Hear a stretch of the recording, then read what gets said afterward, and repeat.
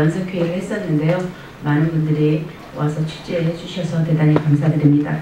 오늘은 저희가 경제민주화의 주요한 의제 가운데 하나로 삼고 있는 조세에 있어서의 민주화 관련된 그 새로운 법을 저희가 하나 이번에 제출했습니다. 이 과정을 우리 김기식 의원님께서 쭉 준비해 오셨기 때문에 김기식 의원님께서 말씀하시도록 하겠습니다.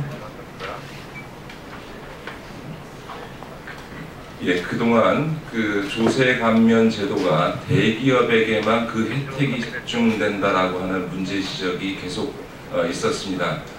일례로 우리 지금 법인세가 감세가 돼서 22%의 법인세율입니다만 삼성전자의 경우에는 명목상 법인세율은 22% 최고 구간에 해당함에도 불구하고 실제 세금을 납부하는 실효세율은 약 12% 정도로 알려져 있습니다.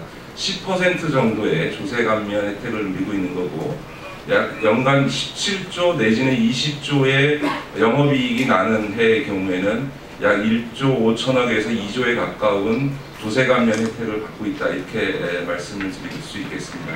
이처럼 전 세계적으로 보더라도 실효세율 차원에서 보면 우리나라 대기업이 누리고 있는 법인세는 전 세계적으로 최하 수준이다, 이렇게 이야기할 수 있습니다.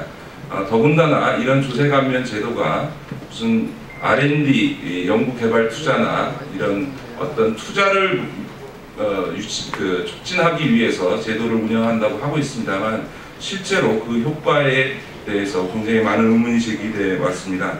오늘 저는 조세 특례 제한법 일부 개정 법률안을 통해서 연소득 5천억 이상의 44개 기업에 있어서는 조세 감면을 일괄적으로 배제하는 법안을 발의코자 합니다. 현재 우리나라의 그 전체 법인 수가 약 44만 개 정도 됩니다. 그런데 이 중 0.01%에 해당되는 44개 기업이 누리고 있는 조세 감면 세액이 무려 2조 9천억에 달합니다. 이것은 전체 조세 감면 규모 7조 4천억 중에 약 40%에 해당되는 것으로서 0.01%의 대기업이 소위 조세 감면의 40%의 혜택을 독점적으로 누리고 있는 특혜가 지금 발생하고 있습니다.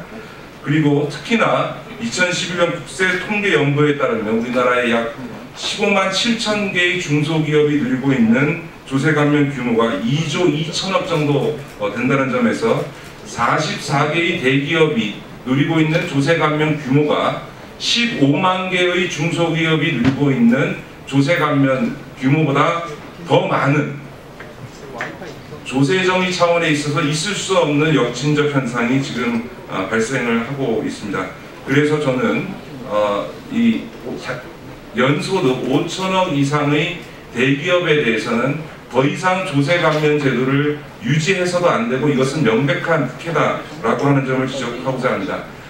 일부 대기업이나 재계에서는 이런 조세 감면 제도가 대기업의 투자와 R&D 개발을 촉진한다고 합니다만 이미 우리나라의 글로벌 대기업들은 국제적인 시장 경쟁을 위해서 스스로 기술 개발과 투자를 하지 않으면 시장에서 생존할 수 없는 시장 유인 효과에 의한 투자 동기를 갖고 있습니다. 따라서 이런 세금 혜택을 주어가면서까지 투자를 촉진해야 될 아무런 이유가 없을 뿐만 아니라 저희가 금융감독원의 전자공 시스템을 통해서 확인해 본 것으로는 2010년도에 상위 50개 기업의 현금성 보유자산이 무려 55조에 이르고 2011년도에는 63조에 이르는 현금성 자산을 내부적으로 유보하고 있습니다. 이렇게 막대한 현금성 자산을 보유하고 있는 이런 상위 50대 대기업에 있어서